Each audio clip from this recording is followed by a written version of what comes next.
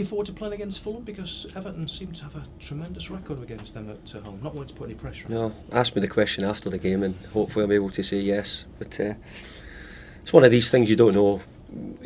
As a manager, I don't think you bother too much about it. Then people like yourself tell you you've got a good record. So it's better having a good record than a bad record against them. But does it count for anything? Who knows? But it's better than good, isn't it? It's phenomenal. No defeat at Goodison in 62 years. Yeah, well, that is very good. But you know, if I'd been at Craven Cottage, you might have been saying that they've got a similar record against us down there. So, well, let's hope it remains at the end of this game. Right. Can you put your finger on why that happens to certain teams? You just have a good record against? No idea. So, just got to hope we can keep it going. Who catches your eye in the Fulham team at the moment?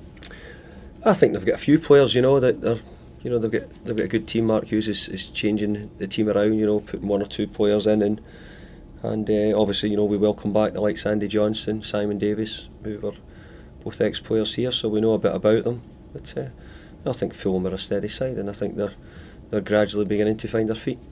Mark's made them a little bit more attacking in most people's eyes. Does that help you? Does that mean you're going to get a better game? Well, I think every manager has their own style, and I'm sure Mark, you know, have what he wants to do, whether that's attacking or defending. You know, I think it's a bit of both for all managers. But you know, he'll come and set his Fulham team up, I'm sure, to try and get a result. Old boys often come back and haunt. What about Andy Johnson? What sort of reception is he like to get, do you think? Well, you just said a minute ago with a great record, we've not lost. So, you know, and then to ask me then, old boys come back to haunt, I don't know what answer to give you now, you know. So, yeah, but Andy done great for us, and we'd look forward to seeing him back. You know, we could only say good things about Andy and his time here, and Simon. And it's an opposition, and it's a fixture that must ring a big bell with you back in March 2002. Sure does. First game, and I got a great opportunity to manage in the Premier League. And you know, the first game was against Fulham, and thankfully David Unsworth got me off to a great start after about 30 seconds.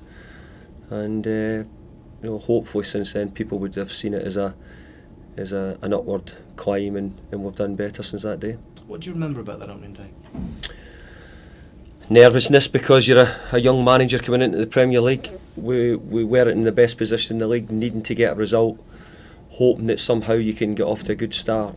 And it was more than that, as I said. You know, David Unsworth had scored after about 30 seconds. I think it was either Tommy or Duncan get sent off in the game, and it was a bit strange. But overall, we got a victory, and it was really vital. It was great for me as well to get off to a start with the team. And 9 years on, when you look back, highlights? Highlights, it would have to be qualifying for the Champions League. No, we didn't make the group stage, but qualifying and getting ourselves in a position. And I think that the years we've qualified for Europa League, you know, I remember going to play at Metalist Kharkiv. It was the qualifier, and I remember that night away from home, you know, it was such a big game, and we won 3-2, I think it was, through there, and we scored late on. That was probably one of the biggest, you know, nights of relief, because we needed it to get into the group, and we actually grew and got better once we done that. We grew in European football, understood it much more, and obviously, you know, things like, you know, beating Manchester United in the semi-final of the FA Cup to get to the final. So there's been lots of good times, but as always, I think the best is still to come.